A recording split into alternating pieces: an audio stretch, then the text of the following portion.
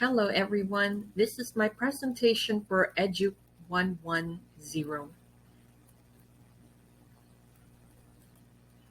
Curriculum Sources and Influences Directly Influenced by Curriculum Development.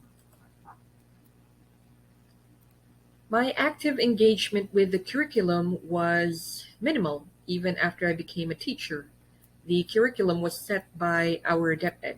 This implied that there's significant and competent individuals that have engaged in deciding what should be taught and learned, and this choice should not be questioned. In some ways, this wasn't wholly horrible.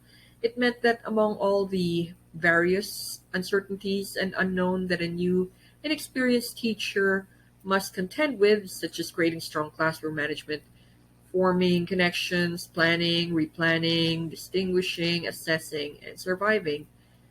It was my first time to teach SHS, so I was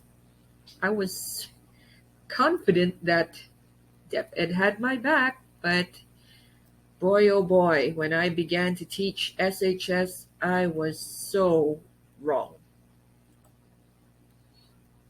There are several elements and influence all curriculum creators in both formal academic setting and corporate learning centers to fulfill the demands of the 21st century learner. We cannot be left behind. We have to keep evolving to be globally competitive. Selecting learning goals, devising knowledge delivery strategies, and developing evaluation techniques for individual and group successes are all part of the blueprinting process. Government standards, for example, influence development, which in turn influence other aspects. So all of this will influence each other or the curriculum as a whole. Valid curriculum building necessitates an understanding of the target community's social, socioeconomic, and psychological diversity. So in 1949, Ralph W. Tyler identified three major sources of curriculum: subject matter, society, and learners. According to these, curriculum sources need to be considered and examined to identify the four elements of curriculum: goal, content, learning, experience, and evaluation. It's important to understand the nature of the subject matter in order to provide knowledge and skill that are essential to nature of the discipline. This also helps in selecting and designing curriculum content. In other words, kung inassign ka ngayon as the grade 4 teacher and you've been teaching kindergarten forever, they cannot expect you to have a hand in doing the curriculum all of a sudden because that is not your forte. So there has to be a lot of things in play. You have to relearn everything. You have to get down and dirty with it before you can actually do curriculum planning for whatever your school has given your task for the year. So right now we are in the summer time of our I will assume everybody is also summer of their school, and it's not like it's not the end of the school year. We don't actually get vacation time. Summertime is when we do this curriculum planning. So let's learn the sources and the influences. So I will be using sources and influences interchangeably here, but based on my research, they are quite interchangeable here. So they will be your source and influence in the process of building and designing your curriculum. Let's start with the first one: society as a source of curriculum. Our society or your society, where you are.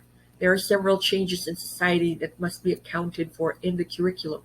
In other words, whatever we've been learning in 1985, 1990, 2000 cannot be applied in 2022. We've learned that during the pandemic. There's a heavy reliance on ICT right now. So science, technology continuously has an impact on that. So we have to be 21st century. We have to know the 21st century skills that our kids need to learn.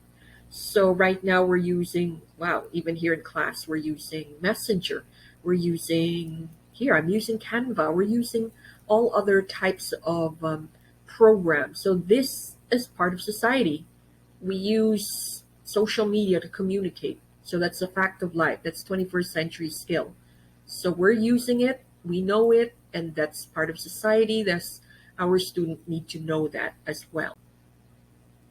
Speaking of students or learners as the source of your curriculum. So one of the most important source of curriculum content is information on your student.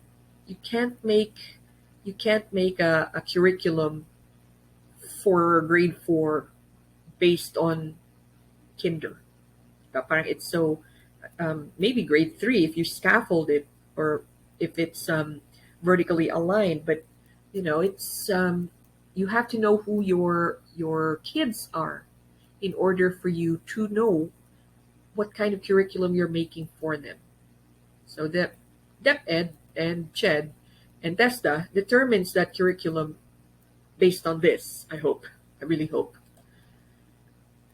Next, well, continuation. So the faculty members must prepare all this, prepare all the plans. So what I'm gonna do in my curriculum in SHS might be different from you if you are an SHS teacher in your curriculum, because I have to know my students. So I know in our school, the moment the students come in, they're very tech savvy. I don't have to teach them Microsoft Word. It's easy for them to use Canva. They already know 2D programs, 3D programs, Clip Art Studio, tablets, things like that.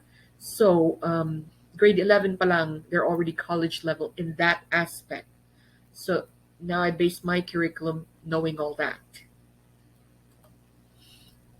Next, faculty. Oh, sorry.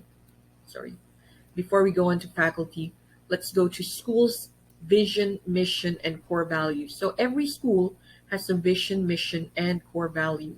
Now, it's going to factor into your curriculum.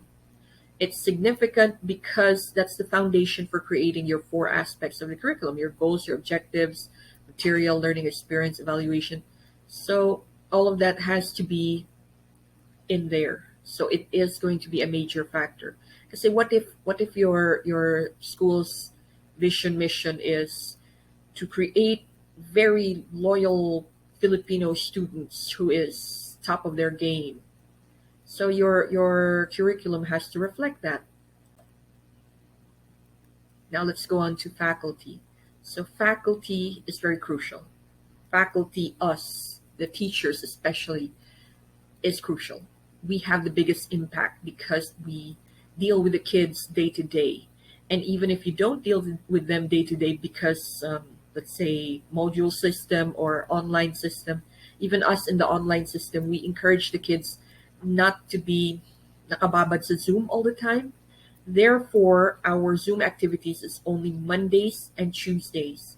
Wednesday is the students' time to do whatever they need to do, chores at home or do their homeworks. Thursday is always quiz day, so they will do quizzes. So whoever teacher assigns a quiz, you must only assign it on a Thursday.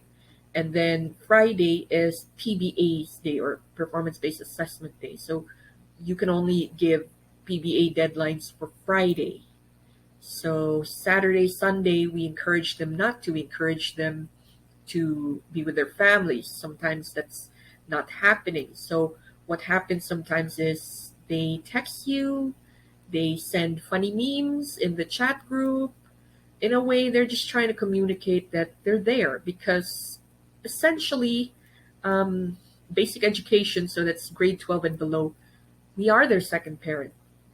Uh, Even if in an online setting, they have to know that whatever happens, uh, you have their back. So that will greatly influence the curriculum. Knowing you too as teacher, you know that I'm their second parent. I need to balance all this. I need to make sure my kids can do this. I need to make sure they're challenged enough at the same time. So that's very crucial. So all of this actually has a very crucial role to play in. All right, next, let's talk about accrediting agencies. So we don't think of this as a factor for influencing or a source of curriculum, but it is. Accrediting bodies have very, very high impact influence in the school. Because what if your school was trying to get an ISO? What if your school is trying to get PASCO accreditation? So what if your school is trying to get an Ivy League partnership? So all of this has to be aligned with the curriculum. So if you want to be partners with an Ivy League school, your curriculum must be somewhat or is near to an Ivy League school's curriculum. So all of these will be a big part of it. Now, another one is government policies. That's also something that many people think. But government policies not only affect businesses, but it also affects schools. So they have a very high impact, especially because remember who is controlling our um, education? The Department of Education, and for college and beyond, it's Commission on Higher Education. So they have their mandates, and DepEd has their DOs or department orders. That will greatly influence the curriculum. Then, this one, market demands. Schools are run as a business, even if they are public schools. Because if your school is not self-sustaining, the school will close down because hindi naman magtatapon ng pera ang government. They are going to look at it closely. Now, okay, this school is not performing very well.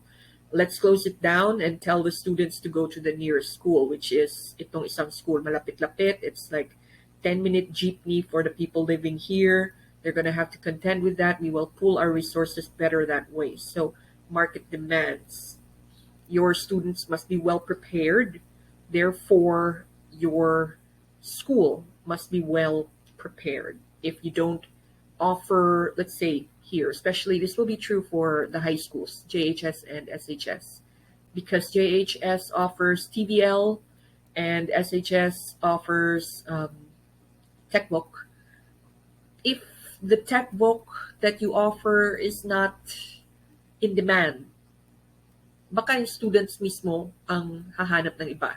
Therefore, low enrollees in your school forces the um, school to close because wala.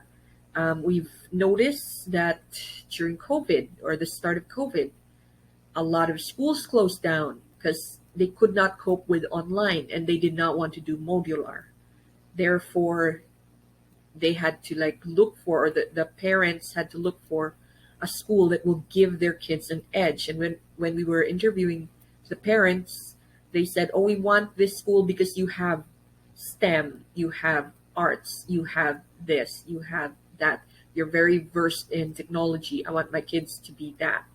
So there are demands in society that your school meets. Here's something that you don't think of often: alumni. Alumni could be a great source, especially an external source of curriculum development.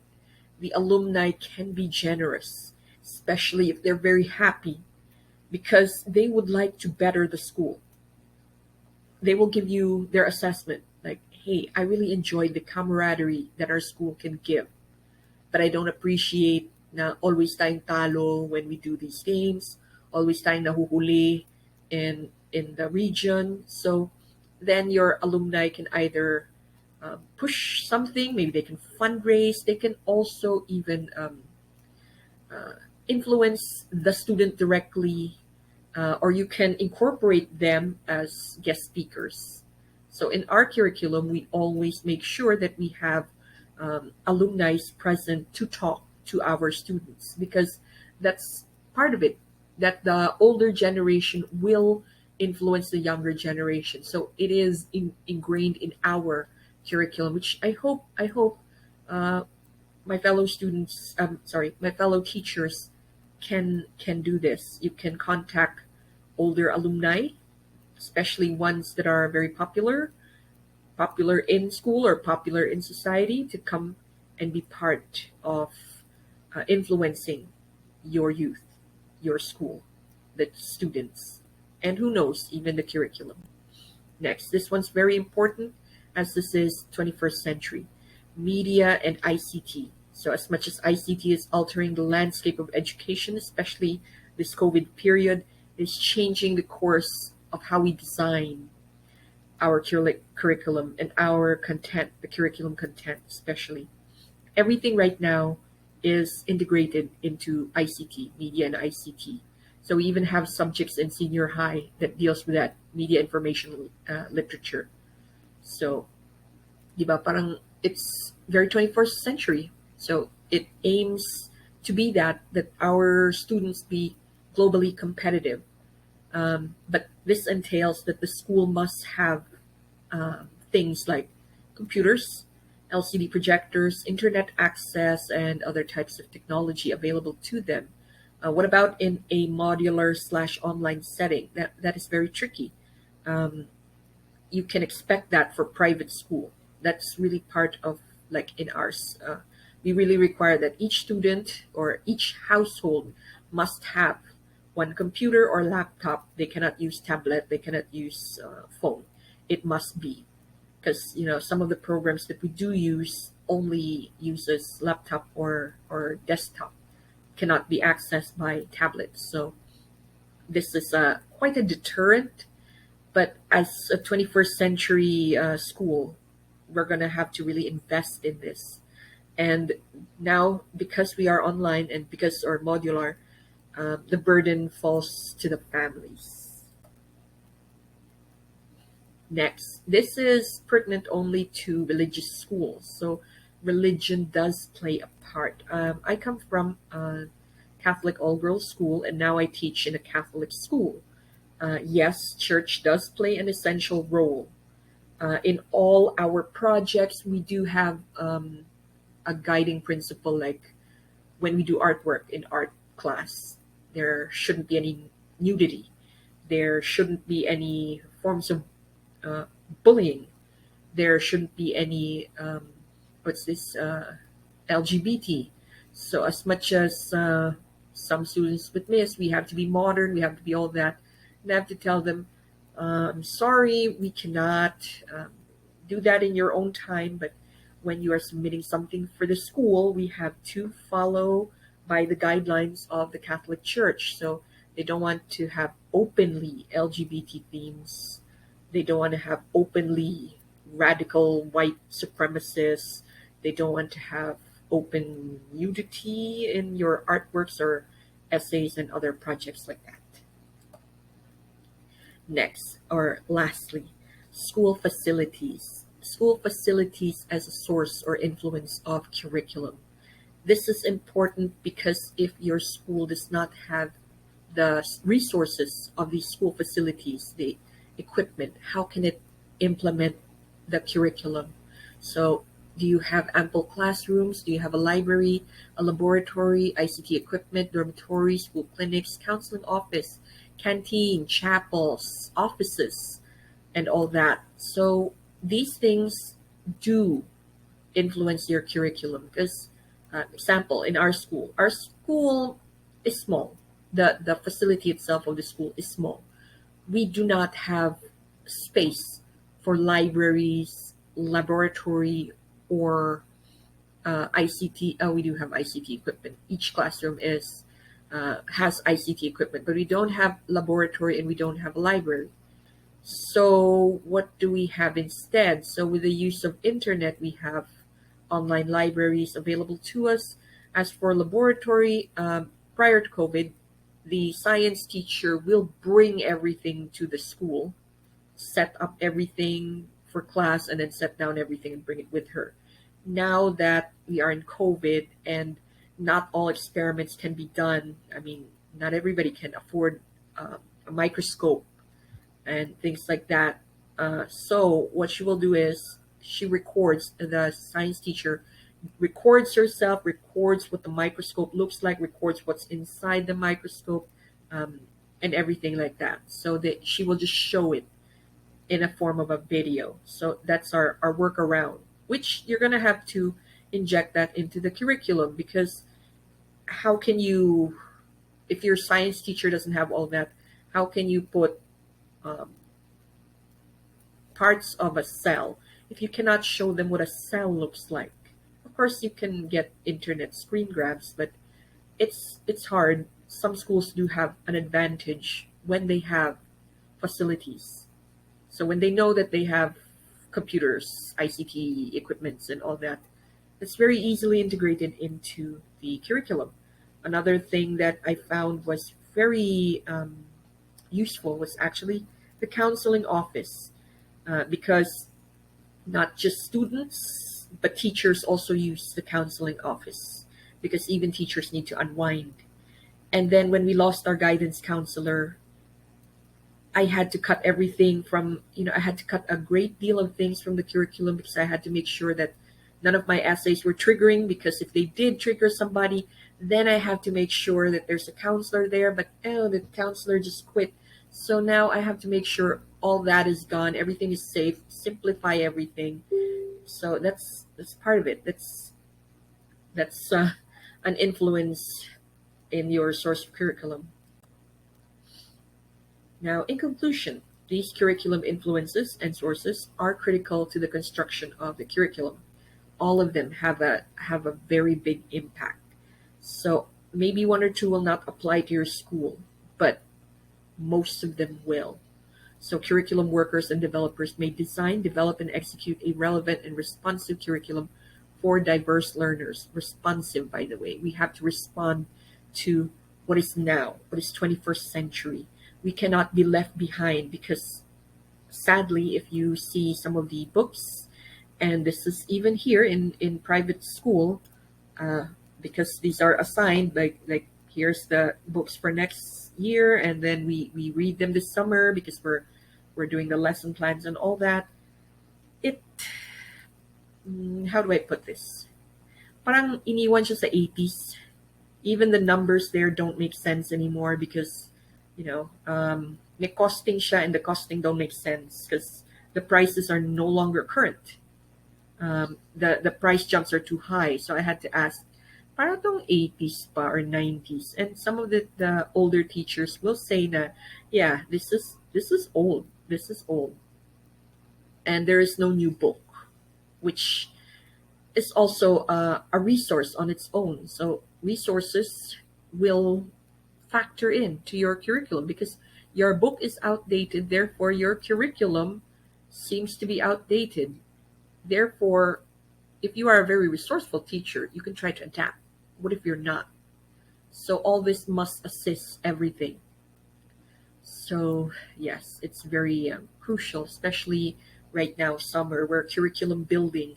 We have brown bag sessions to do this. There's planning retreats, which I was not able to attend, but I'm there virtually. So we do all things virtual right now to make sure that our students have the best. Because isn't that why we're doing curriculum designing and development and enhancement? Isn't it for the betterment of our students? Because that is for the betterment of our society. So no matter who sits in administration, what we want as a teacher, our passion, is actually to grow this society, to advance it forward. Thank you very much. These are my sources. I'm sorry I had to record all this. I'm not feeling very well. Thank you very much.